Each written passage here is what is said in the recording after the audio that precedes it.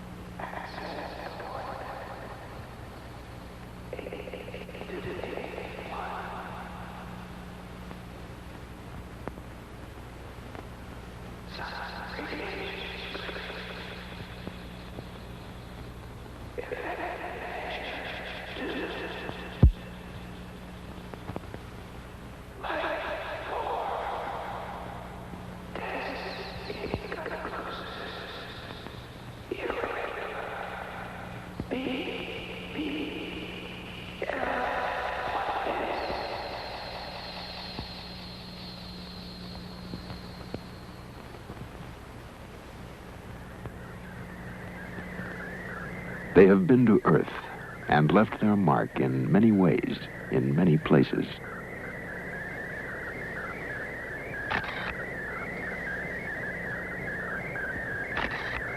Figures etched on the plain of Nazca tell a story of explorers from outer space. The secret of the story has been learned. The visitors have been here. They have been described in many ways by many men, from primitive drawings to detailed histories, since the beginning of man's stay on Earth until this day. In the Andean mountains of South America, on the deserts of Egypt, in the temples of India, on islands in the Caribbean, the evidence is clear.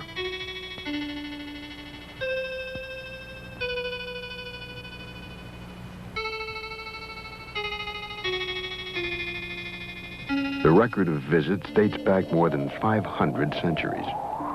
The observations of the planet continue even today.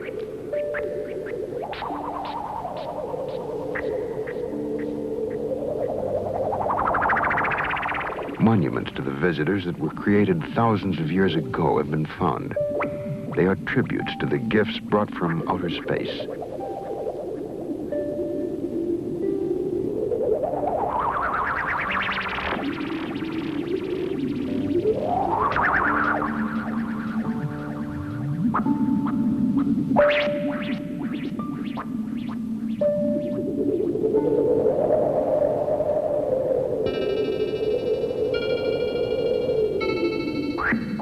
What has been unexplainable can now be explained.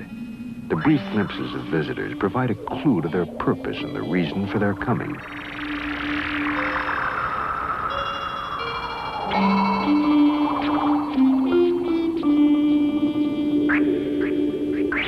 Every law of probability proves that other life exists in the universe.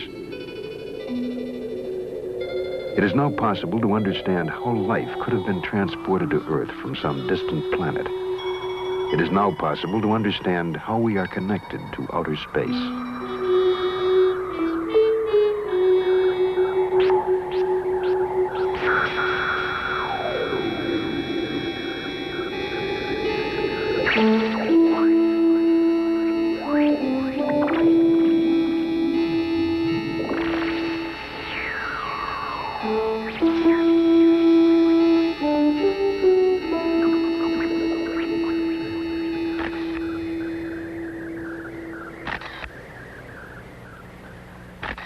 A remarkable prophecy etched in stone predicts the year and the day on which the visitors will return to stay. Will we be prepared for the moment that is soon to come?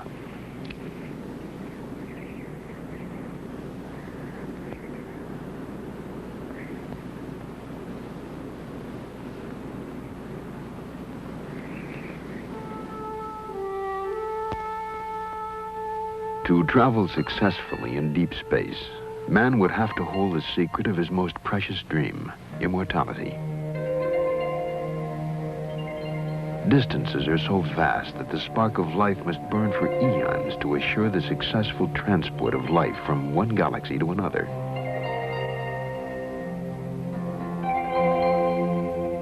In ancient crypts, it is possible to find suggestions that the secret was known, that a process of sustaining life was once available on Earth. X-rays of mummies, thousands of years old, indicate that they were encased at very young ages. Most were no more than 20 years old.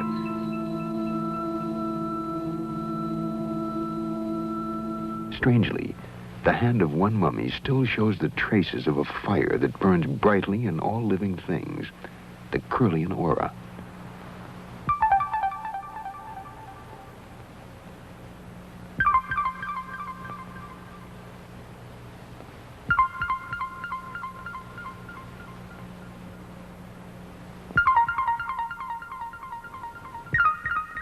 You are witnessing the strange, as yet unexplained event called the Kirlian effect.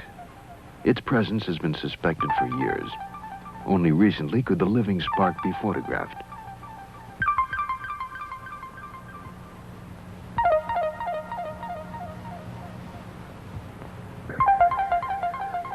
Fingertips and all living things generate a dynamic, constantly changing aura that sometimes sparks and leaps like a flame. How it works is something we simply do not know. At UCLA, Dr. Thelma Moss explores the strange world of Kirlian photography.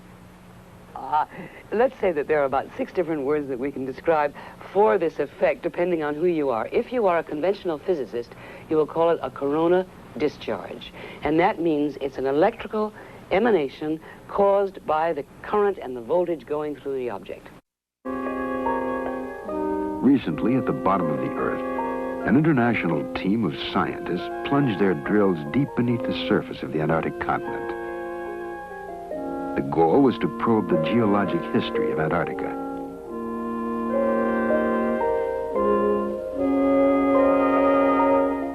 "420 feet beneath the surface of McMurdo Station, Dr. Roy Cameron touched immortality.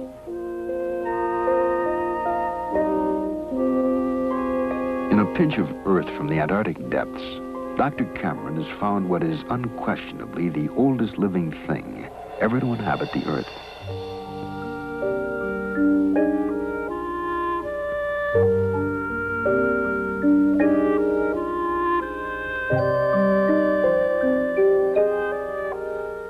After spending millennia freeze-dried in the cold rocks of Antarctica, a colony of bacteria have reawakened in the warmth of the laboratory.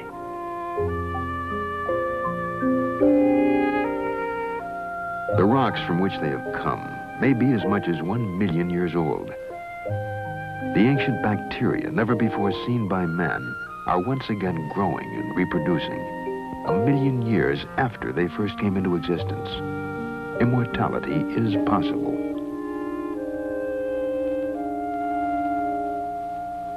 Immortality, or something resembling it, is necessary when we consider the vast distances of space that must be crossed to plant life elsewhere in the cosmos.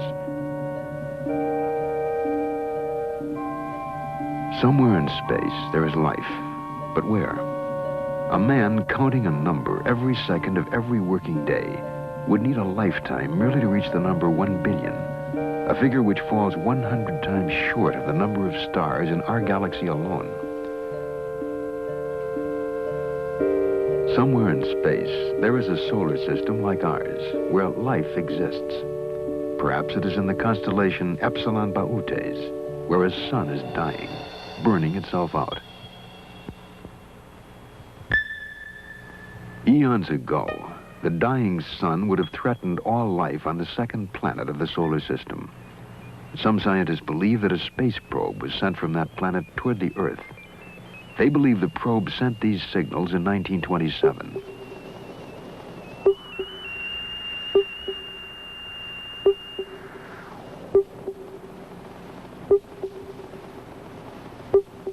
Duncan Lunan of the British Interplanetary Society has interpreted the signals as a message from the space probe, a message from a dying planet in Epsilon Bootes. Duncan Lunan. What occurred to me was that the stars are spaced at random in the sky, therefore the coordinates of a star map, expressed numerically, would be a random series of numbers.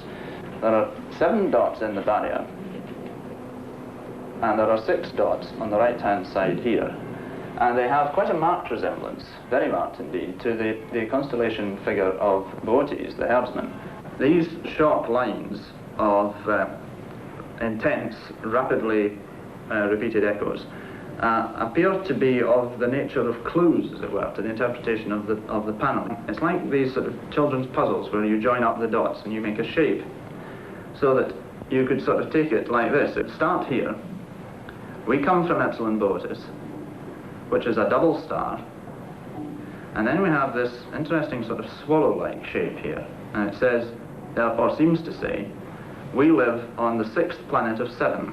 Now, 2 signals later, we get an absolutely explicit statement in another scale figure that they came from the 2nd planet to the 6th. They've got a whacking great arrow pointing from the 2nd planet to the 6th with a sun dot at the front end of it. The sun, in other words, it says the sun pushed us from the 2nd planet to the 6th. And just in case we haven't got the point, it's repeated in exactly the same way 2 signals later. The signals are the only known message from space. In the sequence of sounds, Duncan Lunan has found a specific message of a population moving from the 2nd planet to the 6th in Epsilon Bootes. And then where? Perhaps to Earth. The signals are an SOS to the universe. In this situation, the inhabitants of the planetary system would find themselves in real danger. Their own planet would get hotter. In time, all the planets would get very hot. They would have, in other words, to perfect first interplanetary and then interstellar travel in order to get away from the sun. So the probe then came to the Earth. It came to the solar system. It located the Earth. It came into orbit around the Earth, and it began looking for signals, intelligence signals from Earth that would indicate the presence of intelligence. If Duncan Lunan's interpretation of the signals is correct, a space probe is now traveling in our solar system, monitoring life on Earth. It may already have been seen by American astronauts. Gemini 7 here, Houston 98. Loud and clear. 7, go ahead. Bogey at 10 o'clock high. This is Houston. Say again, 7. So we have a bogey at 10 o'clock high. Roger. Gemini Control here again. The reference in that conversation was bogey. It was Borman who reported sighting the bogey. This is Gemini Control Houston at 4 hours, 24 minutes into the flight. Bogey is the code word for an unidentified aircraft. But a bogey in space is almost beyond belief. Or is it?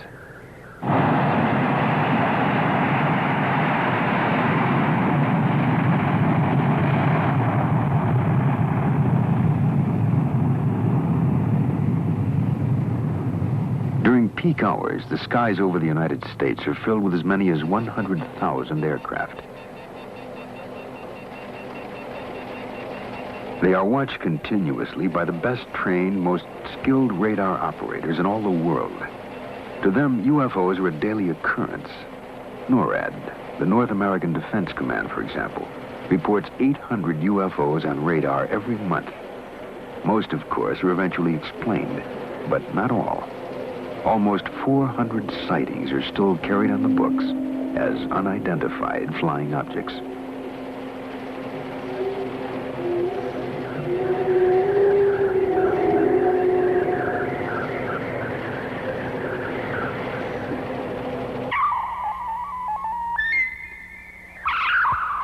Reports of airborne objects which cannot be identified give a clear indication that the Earth is being monitored, watched by a presence from somewhere else in the universe.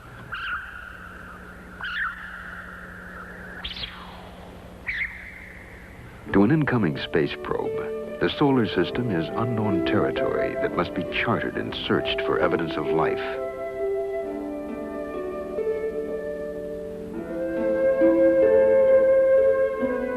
Assume the technology of reaching thousands of miles per second had been accomplished, that the problems of acceleration and deceleration in space had been overcome. A probe would then enter the solar system from its most distant point, past Pluto, 3 billion miles from the sun, and lacking atmosphere, past Neptune and Uranus, too heavily laden with hydrogen and methane to support life.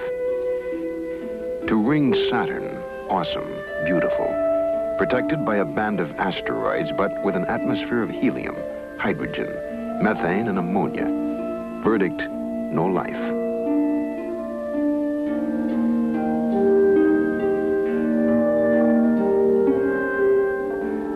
Ahead on the journey lie the most probable planets where life might be sustained.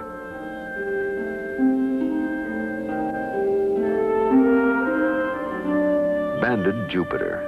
Atmosphere, hydrogen, helium, methane, ammonia. No life.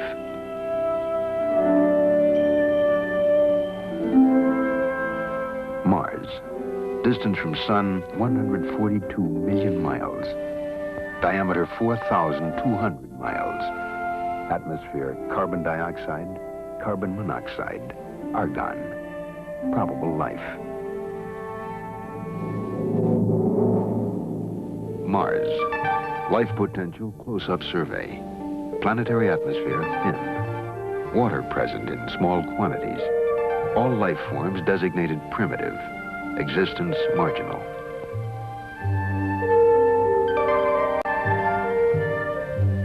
No life form on Mars is capable of sending electronic signals into space.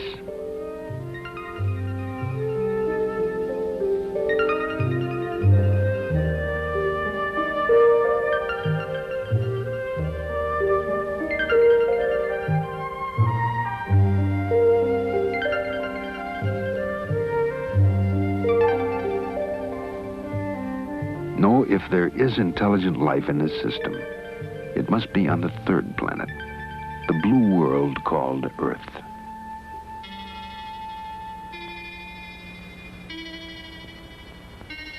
The moon is a perfect vantage point from which to study the Earth. Only 250,000 miles away, the explorers could keep a close watch on the blue planet. The moon is now familiar territory after 6 successful manned landings. But our detailed knowledge is limited to 6 specific locations. Each has told us something new, something we did not know before. The moon is different from the Earth, and clearly was not torn from it, as many scientists once thought.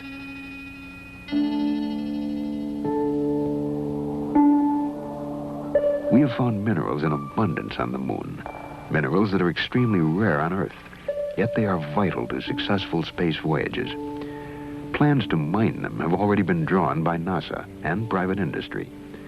One theory holds that explorers from outer space have already mined the moon, pulling from it such minerals as titanium, a metal essential to space technology. It is unfortunate that we can no longer afford to explore the lunar surface, for it is just barely possible that somewhere on the moon are the traces of previous explorers.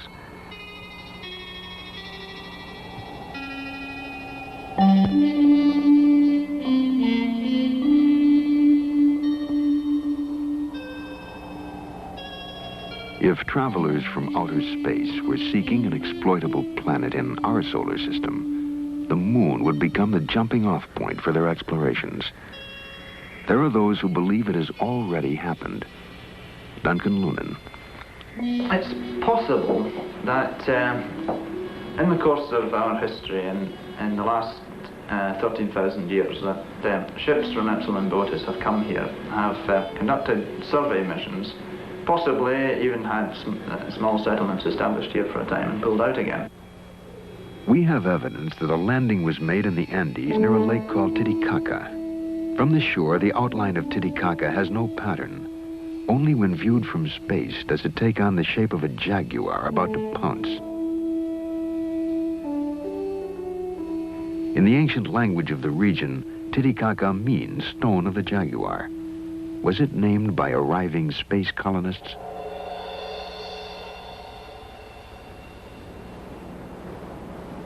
An arid mesa called the Altiplano fringes Lake Titicaca.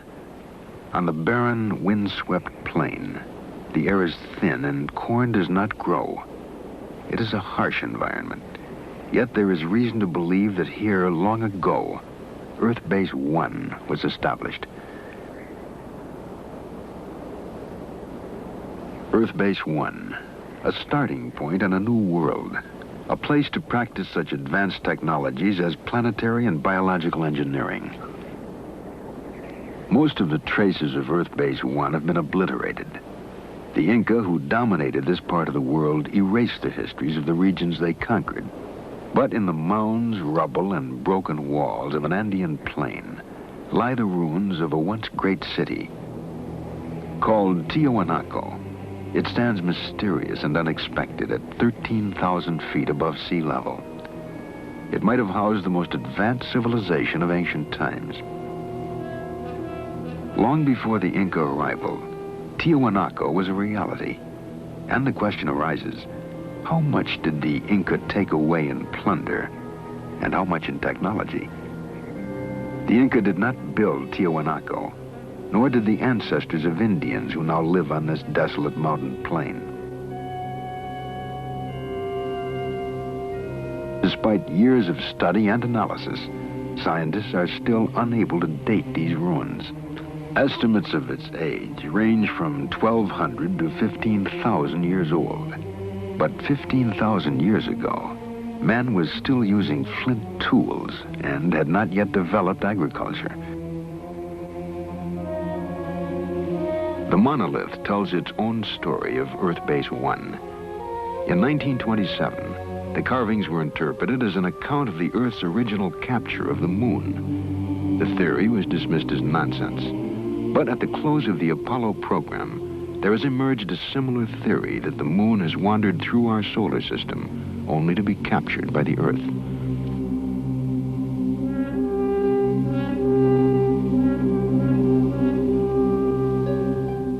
Of all the mysteries at Tiwanaku, none looms quite as large as a monolithic archway called the Gate of the Sun. Cut from a single block of andesite, it weighs at least 10 tons. No one knows how it was transported or what tools were used to carve the mysterious figures that run across its face. For the carefully chiseled lines depict birds that never flew in the skies above the Earth. A record in stone that we cannot read, except for one intriguing feature, the eyes, which form a part of still another creature. Figures barely discernible, but nonetheless familiar to us as space-helmeted astronauts. No less mysterious are the eyes of the god atop the arch. 2 tears are deeply etched into his cheeks. And no one can say why the sun god of Tiwanaku weeps. And so it stands, a brooding, mysterious ruin atop a desolate mountain plateau, 13,000 feet in the air. Was it built by those who came to make a new home of planet Earth? 300 miles away, on another plain, lie the strange lines of Nazca. From ground level, the lines are very shallow scratches, barely 4 inches deep. Yet they have remained intact for thousands of years. No wind blows across the plain. No rain washes away the marks. Whoever drew the lines knew they would remain. The plain is in effect a giant permanent blackboard, readable only from the air above. It was designed for incoming alien explorers. It may still serve the same function.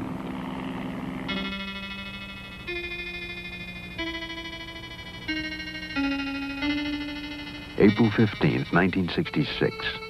A television cameraman filming a commercial in a helicopter saw and filmed something that has still not been explained.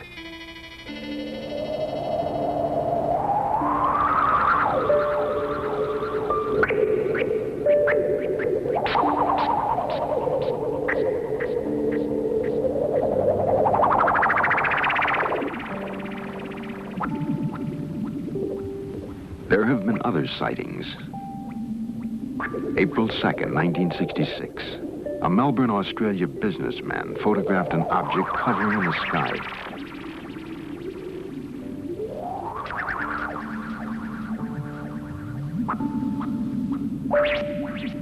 April 18th, 1965. A small metallic object buzzed the ground south of Albuquerque, New Mexico.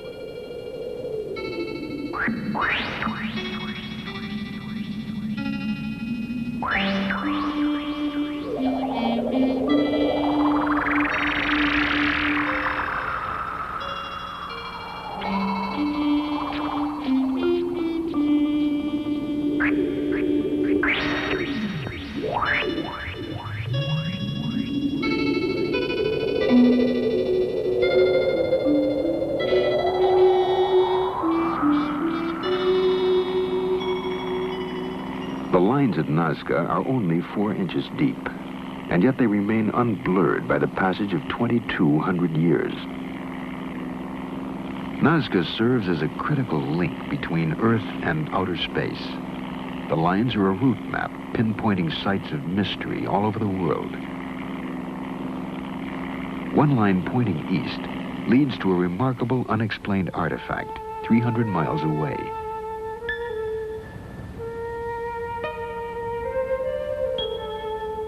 Someone built Sacsayhuaman, a megalithic fortress in the Andes.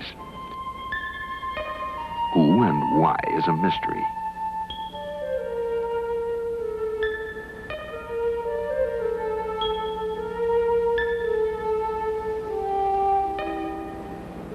At one point, the Inca used Sacsayhuaman as a base. According to legend, Inca kings thrust their fists into the depths of the snake chiseled into the stone. From it, they received a special power. A compass needle thrust into that same snakehead will spin wildly, for the stone is heavily magnetized. How did the Inca, who knew nothing of the forces of electromagnetism, select this one stone of all the thousands of others that compose their fortress as the magic stone of the snake? We do not know, but one thing is certain. With that special power, their empire spread from the Pacific coast to the Amazon jungle.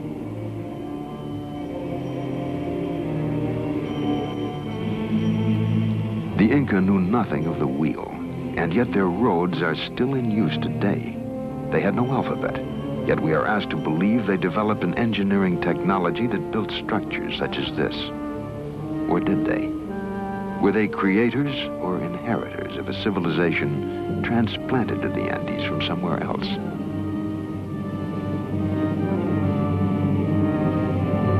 Sacsayhuaman is built of enormous blocks of stone, cut and beveled to fit together with micrometer accuracy. No one has even a clue as to how these blocks, some weighing more than 100 tons, were quarried, shaped, transported, and set into place.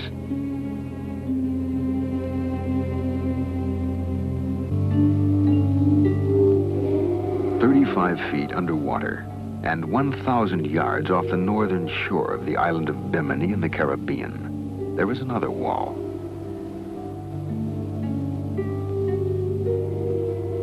There is absolutely no indication of who might have built it, but the huge blocks bear a striking resemblance to the masonry of the Incas. Some scientists claim it is a natural formation and not a wall at all. But if ocean currents cut the stones in the sea bottom, did they also cut them at right angles to each other? The Bimini Wall is but one of many mysteries in the Caribbean region, known as the Bermuda Triangle. Here, ships and planes vanish under circumstances that defy all logical explanation.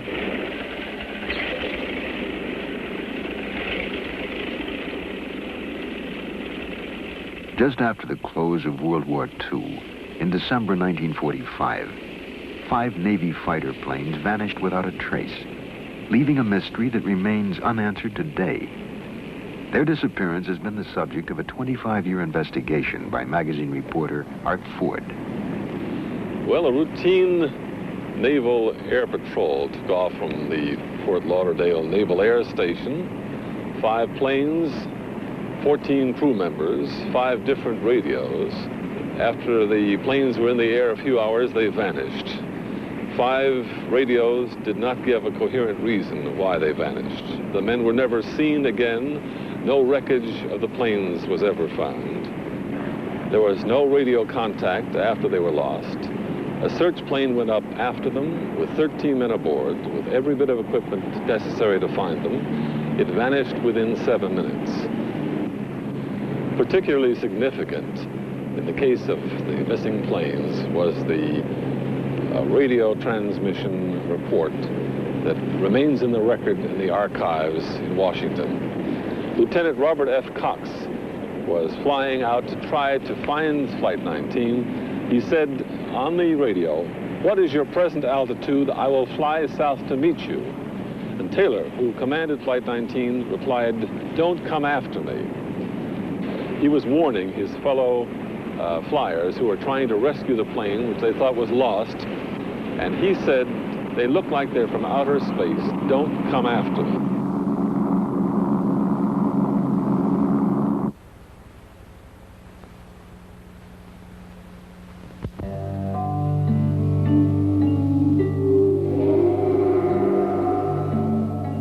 On March 5th, 1918, the USS Cyclops entered the Bermuda Triangle.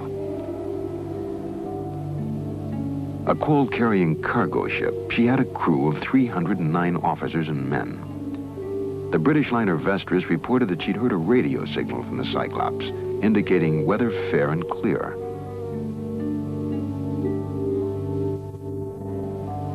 The Cyclops was never seen or heard from again. No trace was ever found. 10 years later, in 1928, the liner Vestris also disappeared without a trace. Proteus, the sister ship of Cyclops, disappeared in the Bermuda Triangle between November 23rd and December 10th, 1941. She was carrying a cargo of bauxite. Like Cyclops, no trace was ever found.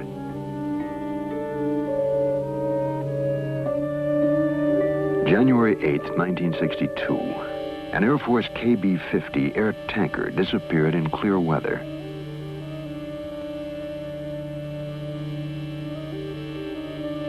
No trace of the plane or its 8 crewmen has ever been found. More than 100 ships and airplanes have been lost in the Bermuda Triangle, taking with them 1,000 lives. There is no explanation for the disappearances that have taken place in clear weather and calm seas. Is this the corridor to outer space? Did the first colonists plant a homing device, a navigational aid, under these waters? A beacon for spacecraft to home in on that somehow interferes with our own navigational devices. January 16th, 1958. An Air Force officer aboard the Brazilian ship Almirante Saldanha sighted a flying disc that hovered over the water for 30 seconds and then sped off.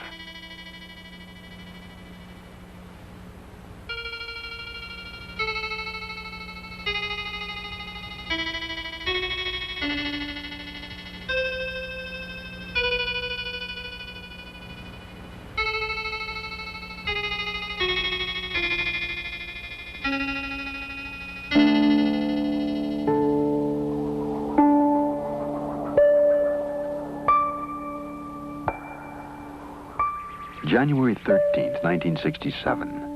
A UFO was photographed as it dove and climbed above the Louisiana bayous.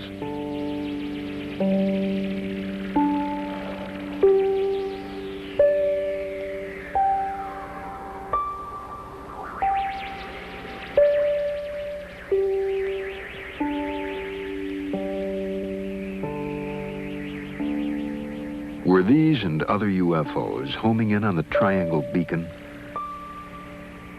Is this a marker signaling arrival at the mysterious Tropic of Cancer? It is a line that circles the globe, touching in turn all of the places where a colony planted on Earth might have taken root. India, Egypt, the Canary Islands, the Bermuda Triangle, and finally, the Yucatan Peninsula.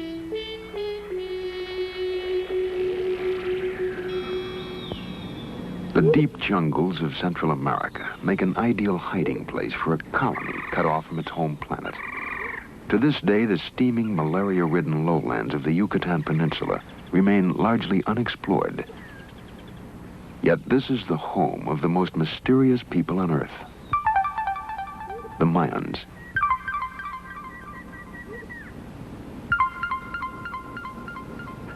We are asked to believe that the Mayans were simple farmers, but no logical reason exists for them to have planted crops on the most difficult of all land.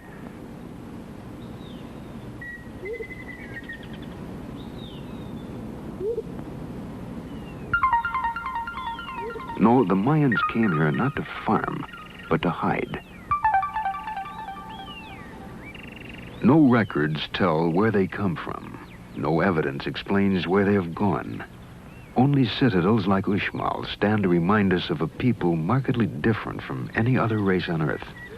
A brilliant civilization grew and flourished in absolute isolation, seeming fearful of contact with other people on Earth.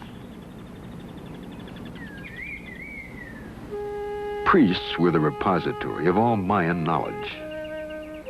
They alone possessed a secret language, distinct from that used by the rest of the people, a language they brought from somewhere else and jealously preserved. There are many other indications that they are not of the Earth. We know of their advancements. They developed mathematics to a high art. They invented the figure 0.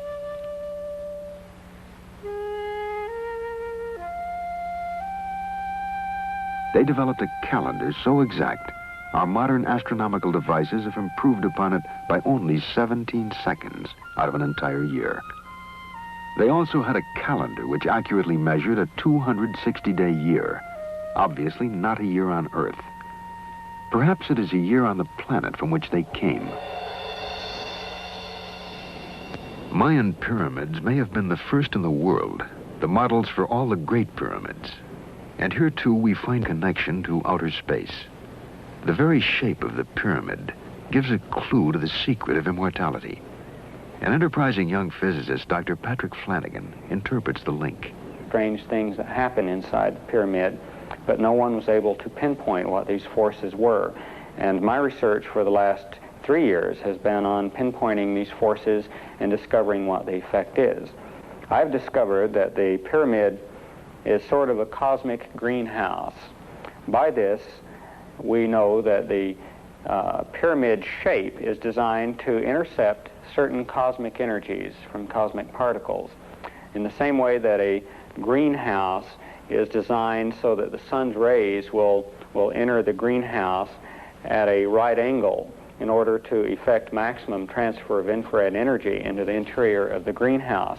The walls of the pyramid are designed for maximum transfer of this energy, bioplasmic energy or biocosmic energy, whatever you want to call it, and certain phenomena occur in the pyramid. Grains of wheat found inside the Great Pyramid in containers or in the floor, 5,000 years old, sprouted immediately. Also, my own research indicates that, for instance, plants such as mung bean sprouts mummified in the pyramid are capable of growing after they have been dehydrated. So this indicates that the pyramid energy phenomena maintains the actual life forces within the organism. Beyond the possibility of immortality inherent in the pyramids of the Maya, it is possible that they inspired the sudden, unexplainable leaps made by other ancient civilizations. They may have shared their highly advanced knowledge of astronomy with others, for example, the Babylonians. We have found cuneiform tablets that mark the phases of Venus, the 4 moons of Jupiter, and the satellites of Saturn. None of these bodies or events can be seen without a telescope, a device invented 3,000 years after the tablets were carved. The knowledge must have come from outer space.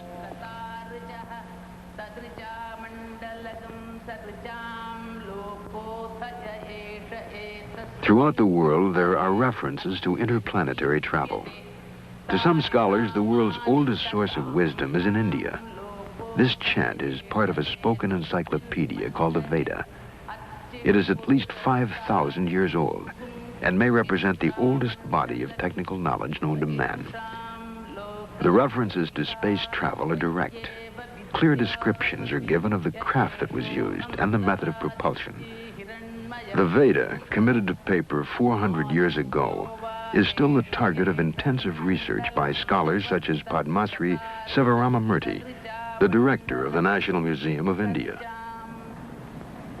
In ancient India, as all over the world, they had a desire to travel in the sky. We have the aerial car of the god of light, Surya, mentioned in the Rig Veda itself. We have also the Pushpaka Vimana, a wonderful aeroplane that could carry any number, mentioned in the Ramayana. A real aerial car managed by an engine. The rishis could transport themselves to any planet that they wanted because of their siddhi. A force known as Sidli might also have been called pyramid energy. Using this force, the ancients could transport themselves anywhere on Earth, into the skies, and finally to other planets. And did the Mayans use it to link together their cities? If the tales and images of space travel were limited to India, they could be dismissed as the product of overworked imaginations. But how then could we account for primitive drawings in the rocks of Indio County, California?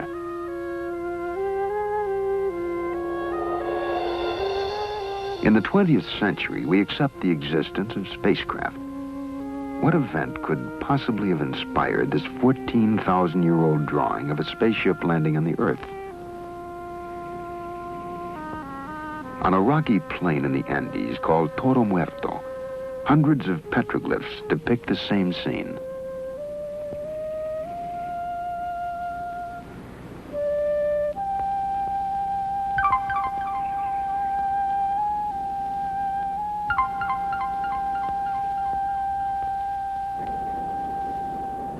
We find evidence of past visits from space in many parts of the world. The 2,200-year-old Dead Sea Scrolls found in the caves of Qumran bring us closer to the original Bible than any other source and contain clear references to the holy ones descending from the heavens. While biblical scholars study the scrolls for their theological implications, other scientists have looked to the Bible for evidence of extraterrestrial visits. An aerospace engineer at NASA's Marshall Space Flight Center, Joseph Blumrich, has found in the visions of Ezekiel a technical description of a spaceship. The prophet Ezekiel describes 4 encounters with spaceships. At first he saw clouds, fire, and he heard noise coming out from the sky, out of the north. And as the vehicle approached, apparently it came rather quite in his direction, he observed what he calls living creatures. What Ezekiel calls the living creatures had straight legs and round feet, or calf's feet, sometimes they're called. And it was the description of these landing legs that made me take the book of Ezekiel serious from an engineering point of view. I have had the opportunity about 10 years ago to work with my group in my office for the development of such a landing gear for an unmanned lunar landing station. For that hypothetical vehicle, we developed the landing gear and what we call the footpad, and what Ezekiel would call the round feet.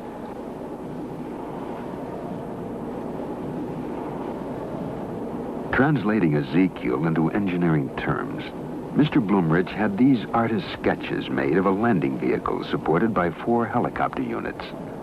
One of the interesting examples of Ezekiel's ability to observe and to describe are the faces he sees on these living creatures. What they actually are is quite interesting.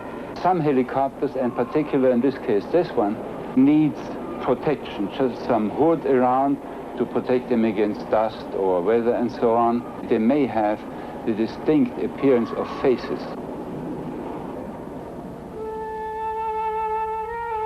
The faces found in the metalwork of spacecraft may have been the figures reported by Ezekiel. The biblical tale is hardly an isolated example. Are ancient figures with spacesuit-like costumes the record of beings actually encountered? And where do the Indians of Colombia find models for these golden helmeted figures sculpted more than 1,000 years ago?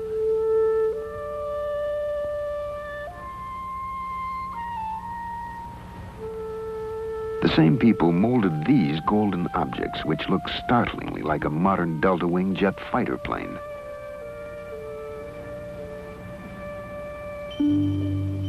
Could flight have played a role in the construction of this rocky fortress in Peru, called Ollantaytambo? It spans a pass through the mountains that link the jungle with the sea. The Inca builders were accomplished stonemasons who built a chain of fortresses across the Andes. But nowhere is there an explanation for the technology used to carry enormous pink slabs, each one more than 60 tons, from this mountain where they were quarried, and then 10,000 feet up the face of Ollantaytambo. What else but flight could account for raising the stones to the mountaintop?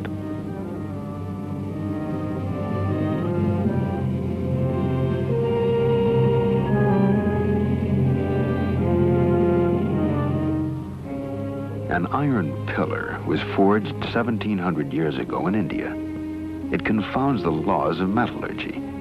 Too large to have been forged in one piece so long ago, it is rust-free after 1,700 years. The bead is turquoise, another extremely hard gemstone. It is 1,700 years old and was probably part of a necklace or bracelet. The hole in each bead has a diameter of 0.19 millimeters. Even today, we can barely drill holes that small. The strangely knotted strings are called quipu. No one today can read them. But when the Spaniards first came to Peru, the Inca kings would call upon their rememberers who would consult the quipu and account for every kernel of corn and man, woman, and child in the empire. But the quipu were more than a numerical accounting system, for with it an accomplished rememberer could call forth epic poems, historical dates, and events. The knots show how the decimal system was used in the quipu, but added to them were colored threads that offered subtle nuances and shades of meaning that are forever lost to us. So sophisticated was the quipu, however, that some investigators believe it was the Inca version of a computer punch card.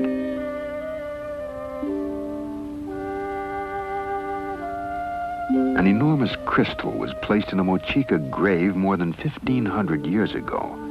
It is among the hardest of all minerals, yet it was cut, polished, and shaped by a technology that theoretically could not have existed at that time.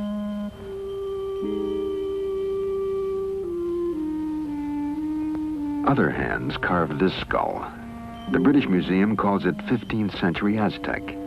But why would the Aztecs, who never created naturalistic art, suddenly render in crystal a skull?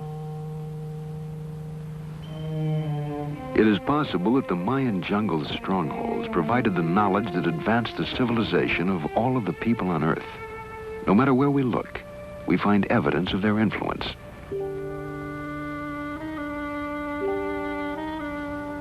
How else can we explain a 700-year-old transplant of a rust-free iron tooth? Found in a Peruvian grave, it seemingly is as functional as any modern dental prosthesis. Other graves yield the suggestion that the ancient Peruvians were accomplished neurosurgeons.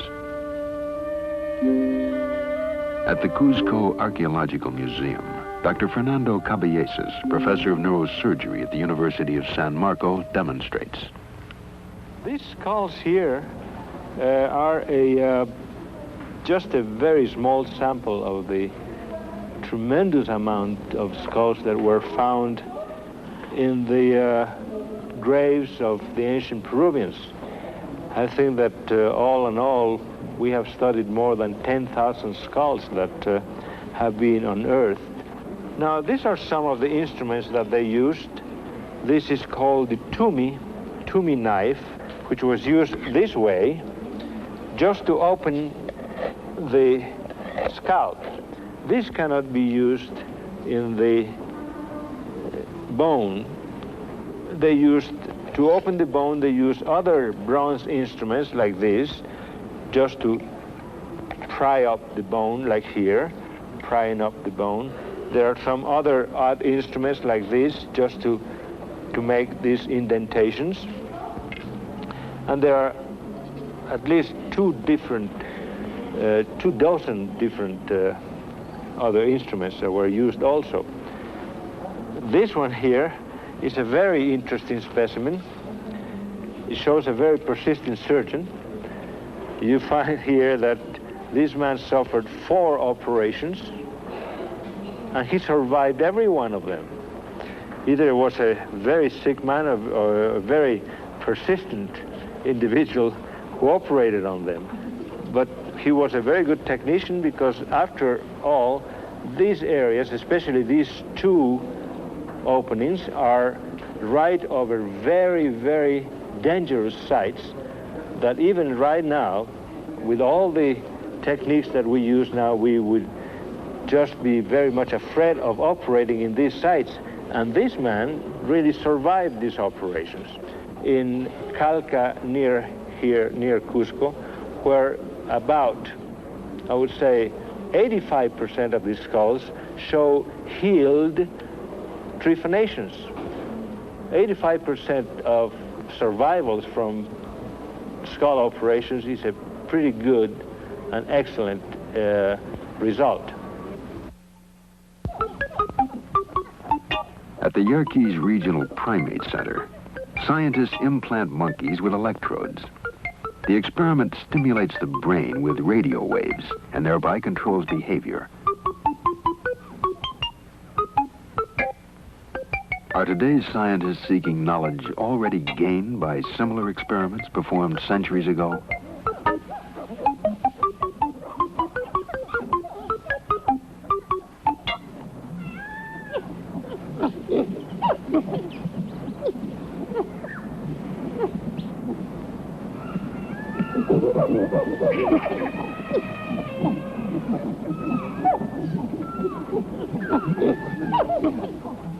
The monkey house of any zoo provides us with a great deal of fun. But occasionally our laughter is accompanied by an uncomfortable feeling. We're not too different from the apes. With them we share common blood groups, a similar anatomy, and perhaps 1 billion or more years ago, a common ancestor.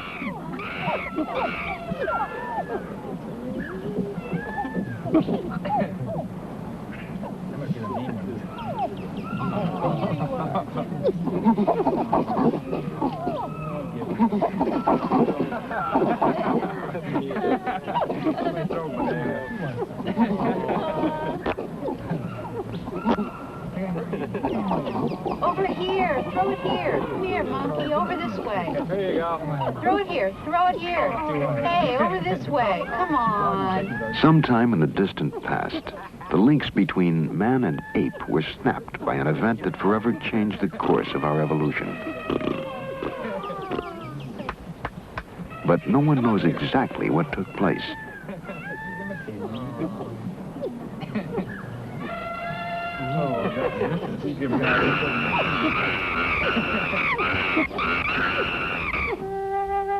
For thousands of years, Neanderthal was the most advanced primate on Earth and a logical ancestor of man. But Neanderthal suddenly disappeared 35,000 years ago, and now a new creature appeared, Cro-Magnon. Suddenly, he began to walk the Earth. We are his descendants, and it is possible that he arrived from outer space.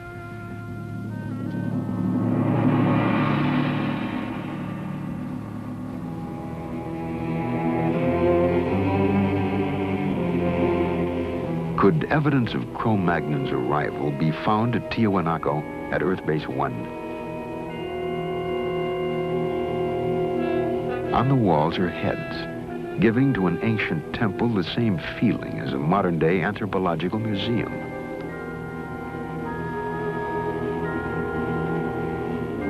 The faces show a bewildering variety of shapes and expressions.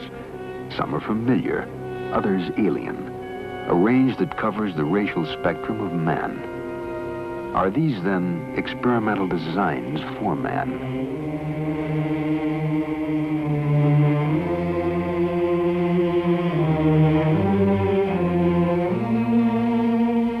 How could life have been transported to Earth from outer space? Certainly in a universe 13 billion years old, there was time enough for uncounted species to rise, create civilizations, and scatter them across the universe, reaching even the small, out-of-the-way planet called Earth.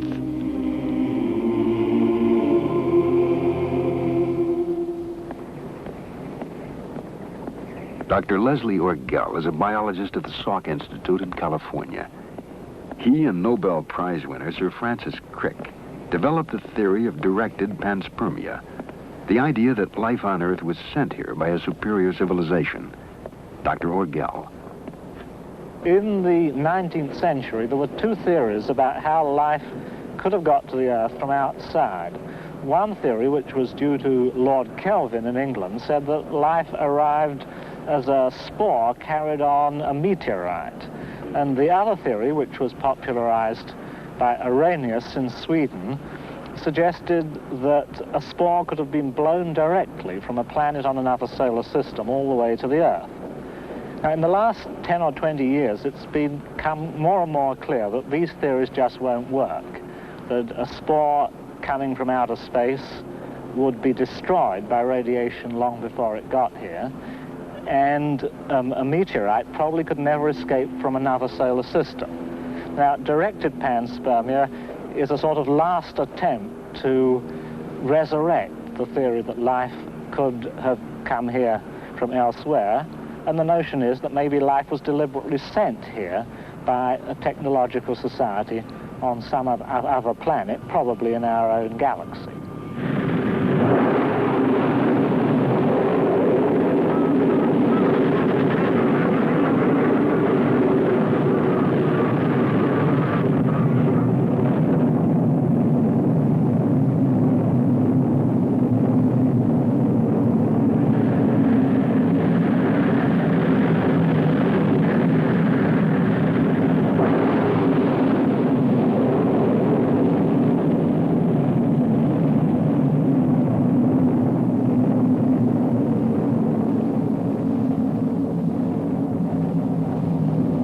Earth Base 1, spaceships would have to spend hundreds of years in flight.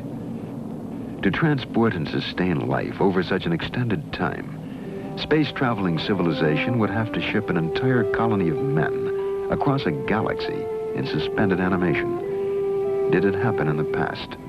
Was this the secret of early space travelers? We now know how it might have been done.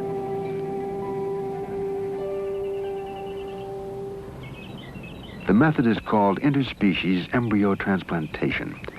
It was developed here at the Worcester Foundation for Experimental Biology by Dr. M.C. Chang. In 1952, Dr. Chang took a number of fertilized eggs from the womb of a rabbit and carried them to England. There, the eggs were implanted in the womb of another rabbit, where they came to term. The offspring, in turn, became pregnant. Their fertilized eggs were then taken from England and implanted in the Worcester rabbits. The Worcester colony is now composed of the descendants of that first embryo implantation. Some just like this, then put into the test tube.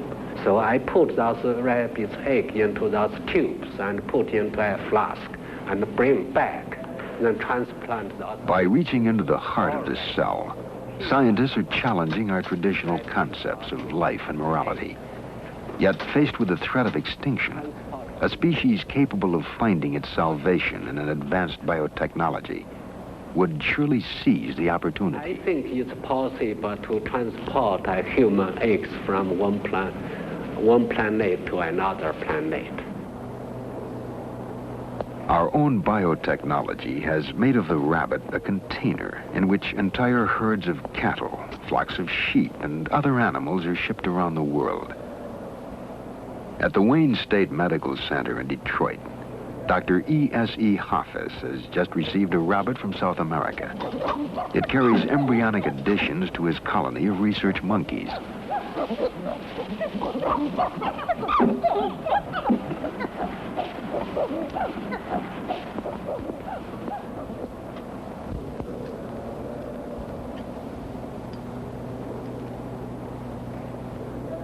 The idea of embryo transfer is to obtain large numbers of embryos from one species and ship them to another part of the world in an easy species like the rabbit.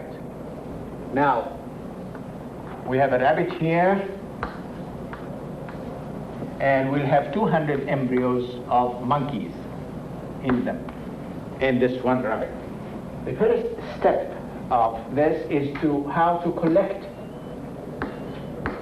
the embryo. This requires surgery.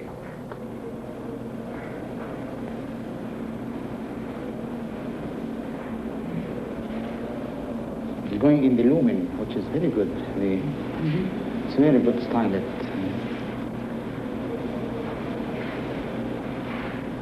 Then examination of the embryo under the microscope.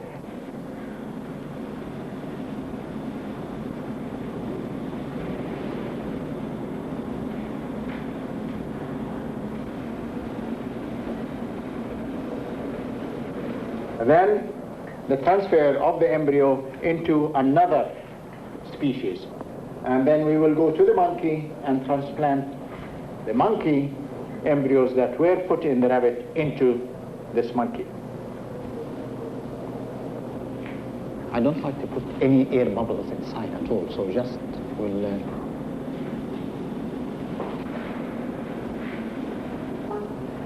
And I think this is ready to go to the colony.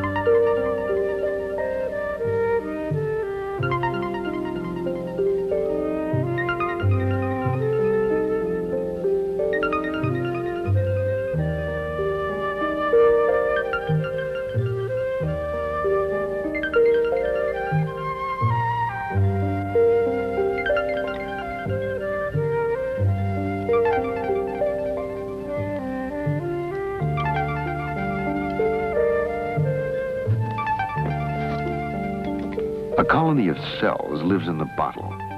The red fluid in which they float is their food. Tissue cultures such as this have supported colonies of the same cells for more than 50 years. In the same manner, a colony of fertilized human eggs, or embryos, might be kept alive during the long journey between the stars.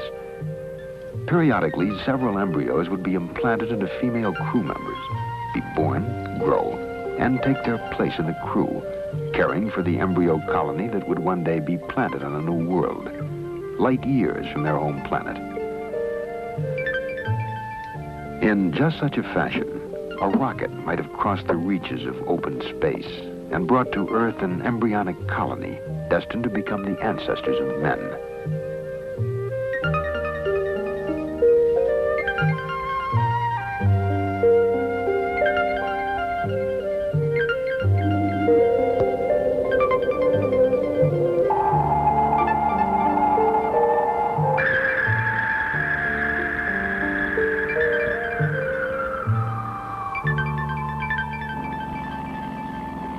ancient drawings commemorate the arrival of life on Earth. All over the world, men have cut, shaped, and gouged the Earth to create images that could only be seen from the heavens. The more we understand the progress of modern science, the more we must re-examine the accomplishments of the past.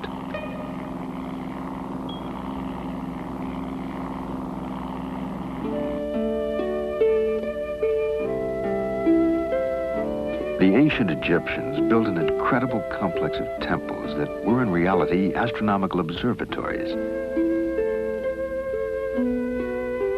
The temple of Amun-Ra, the sun god and creator, is aligned so that its axis points directly to the sun at the moment of the midwinter solstice.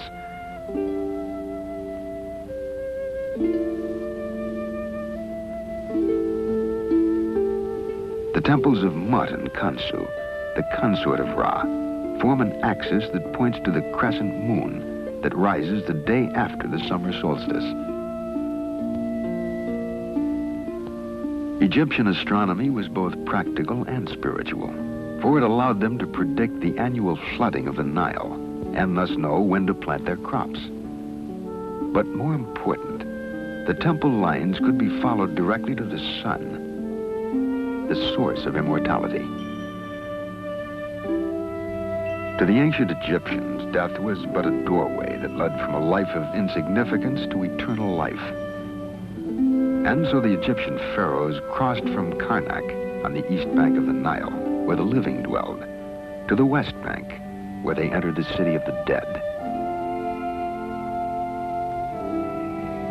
Once within the city of the dead, the pharaoh was prepared for a journey into space.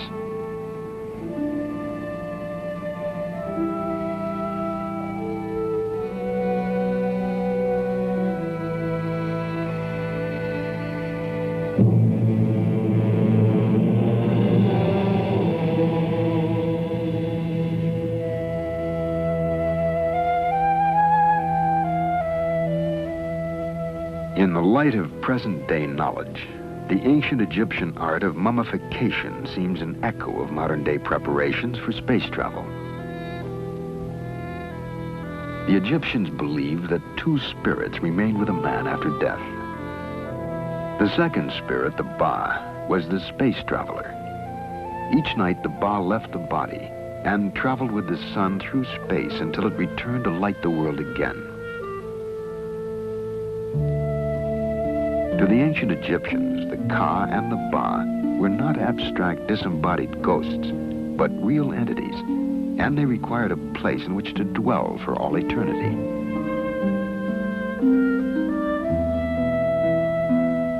The burial tombs of the pharaohs were therefore far more elaborate and more richly decorated than any of the palaces in which they reigned during life.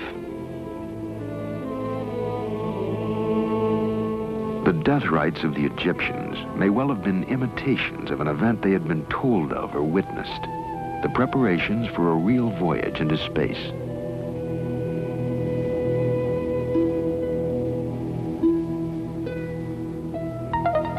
The pyramids were more than mere tombs for the dead. The Great Pyramid of Cheops is an almanac that measures the days of the year, the circumference of the earth, and the distance to the sun. The Egyptian pyramids have been studied by many scientists, but the great breakthroughs have been made by physicist Patrick Flanagan. His studies have shown the peculiar function of the pyramid and its relationship to immortality.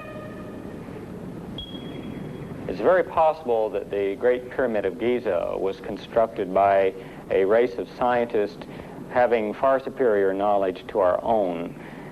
The fact that the Great Pyramid is level over an area of 14 acres within 1/2 of an inch and is the world's most accurately aligned building to true north, and the fact that it incorporates higher mathematics in its very design, indicate that a superior race designed the Great Pyramid.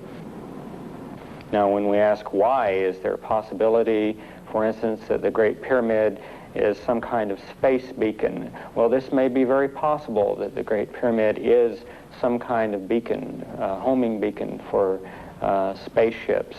This possibility exists due to the fact that even with our most powerful radio telescopes, we have been unable to detect any kind of communications going on in outer space. And yet UFO sightings indicate that there is activity in outer space. Therefore, the UFOs must be using another form of energy to communicate by. And it's very possible that the energy phenomena associated with the pyramid is the energy used for communications by UFOs.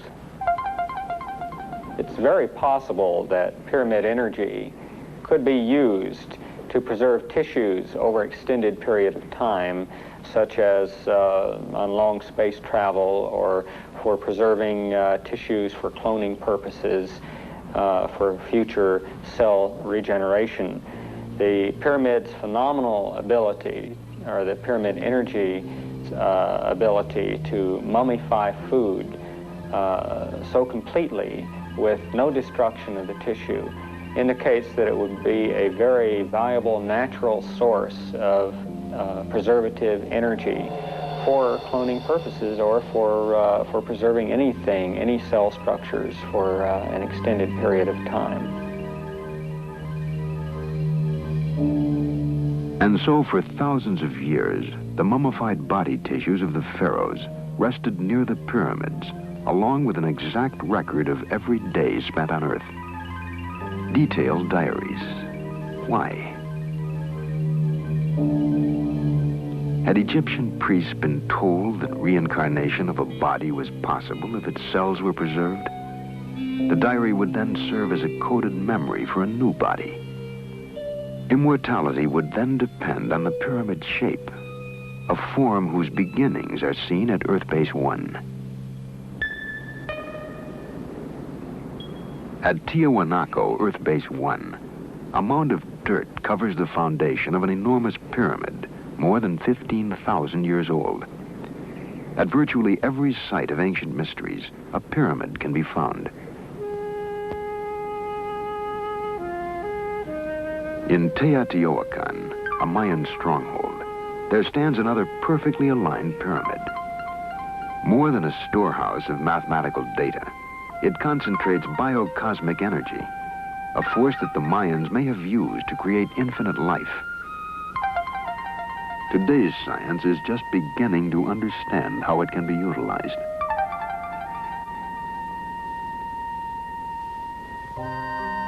The hope of immortality is contained in a genetic message stored in the nucleus of the cell. When the cell divides, that message, coded in chemical units within the genes, is transmitted to each of the new daughter cells.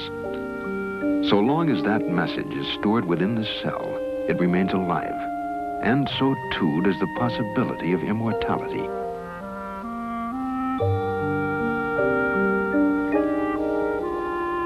In the life cycle of the axolotl, a prehistoric-seeming creature named for the Aztec god of death and resurrection, scientists have found a form of immortality.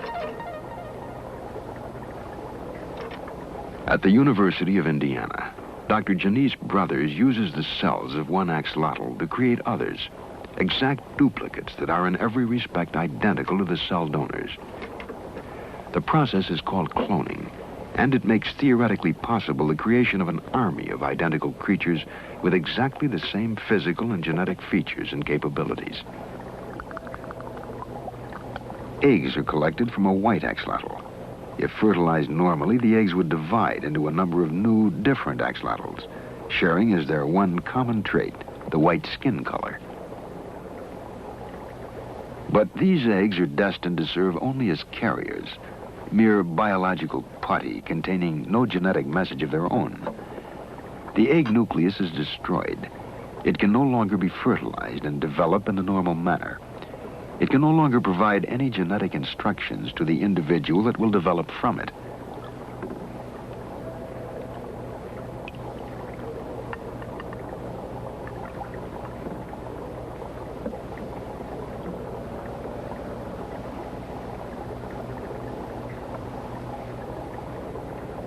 A A spotted axolotl embryo becomes the cell donor.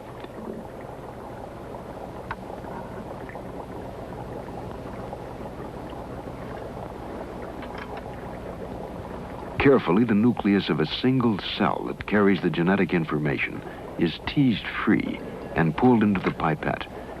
It'll provide all the instructions needed to create a new individual.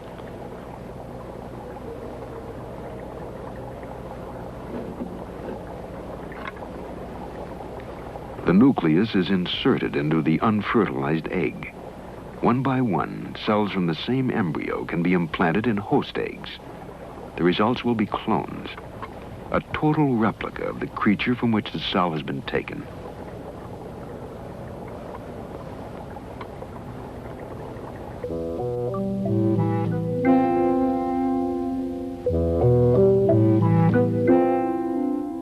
Each of the eggs carries the same genetic instructions and will develop into carbon copies of each other, clones of identical axolotls.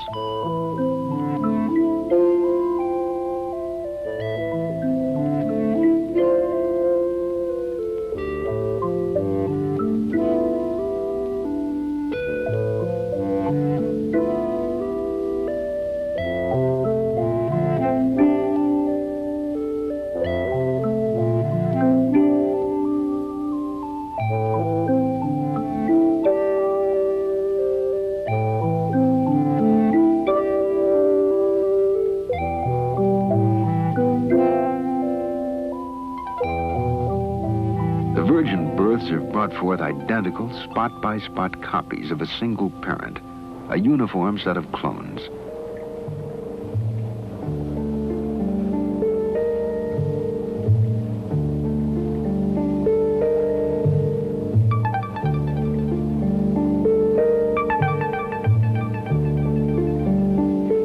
Full-grown, each axolotl looms like the prehistoric monsters that roamed the earth during the age of the dinosaurs. But these creatures are so far removed from that time as to be of another world, for they are clones, exact copies of each other.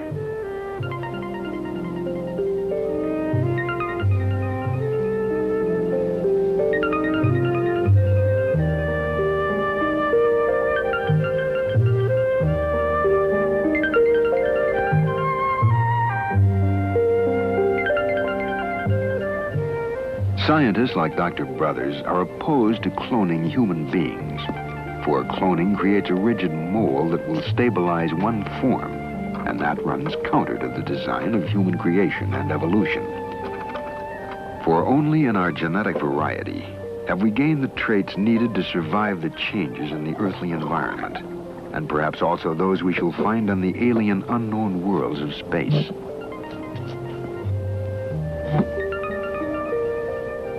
The clone is a biological wonder that may one day enable us to reproduce exact copies of animals and plants needed to perform as yet unknown tasks in an uncertain future.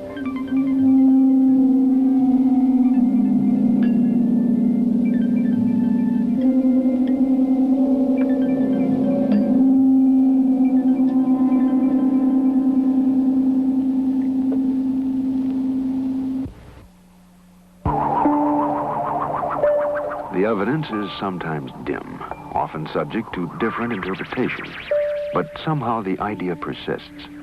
The Earth has been visited before and will be again.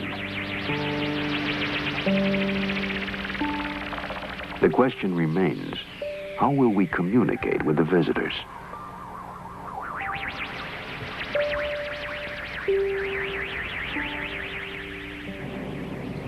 At the Yerkes Primate Center in Atlanta, Georgia, experiments are underway at this very moment to answer that question.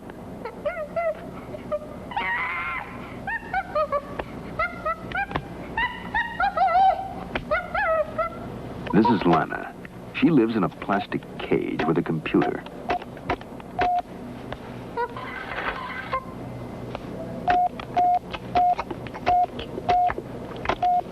Lana can tell the computer to provide her with food and drink.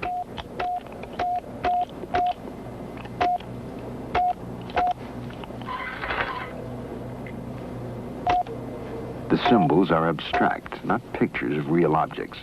And by using them, Lana is in reality using language as well as any human being. To get beyond the confines of her plastic-walled world, Lana tells the computer to open the window.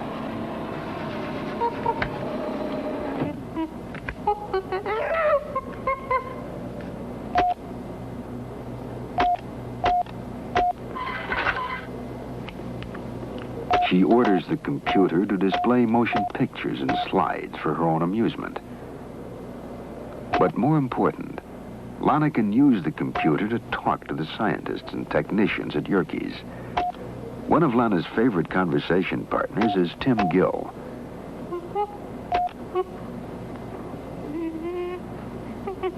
Tim has a computer panel just outside Lana's room. They talk to each other through the computer.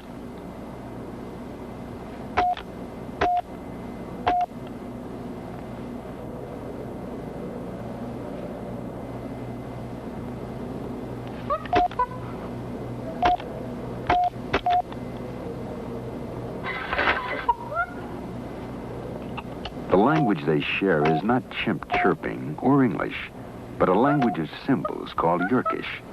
It was designed by Dr. Ernst von Clauserfeld. You have a breakdown of it here, a partial breakdown for all the requests that Lana can use.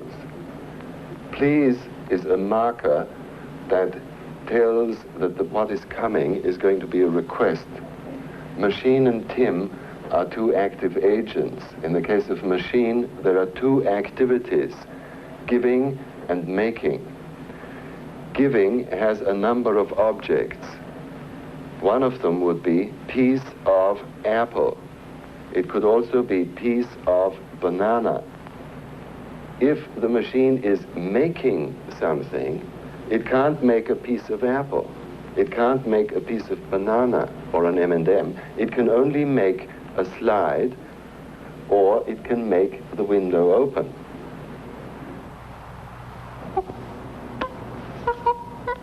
Lana forms perfect sentences that communicate specific ideas. She has language in common with Tim. The experiment is not as sterile as it looks. Tim and Lana have developed a close relationship. Can Tim visit Lana, he asks.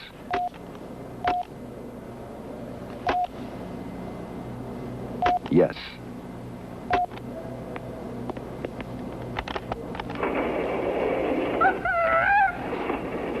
Much of Tim and Lana's friendship is based upon proper social behavior.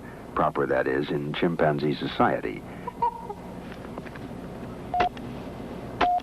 And so Tim asks, can Tim groom Lana?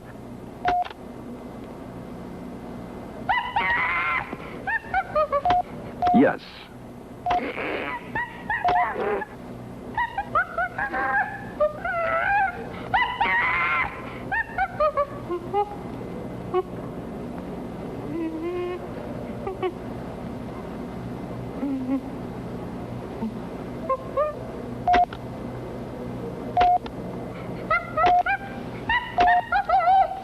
Will Lana groom Tim?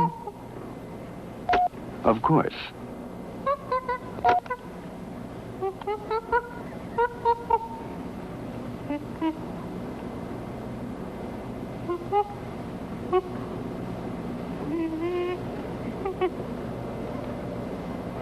It's not yet Planet of the Apes, but Lana has demonstrated the ability to utilize man's most sophisticated tool, the computer, and his most important intellectual attainment, language. We can learn a great deal from this experiment, for anyone reaching the Earth from the deep recesses of space may occupy about the same position on the intelligence scale relative to us as we do in relation to Lana. But it also means that we have found at least one means of communicating with a totally alien species.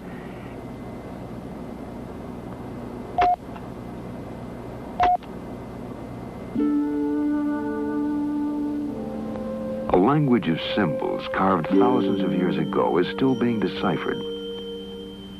We know the Mayans left a calendar, one that stretches back more than 90 million years, long before civilized man roamed the earth, and forward in time to a day that will mark the close of a crucial cycle.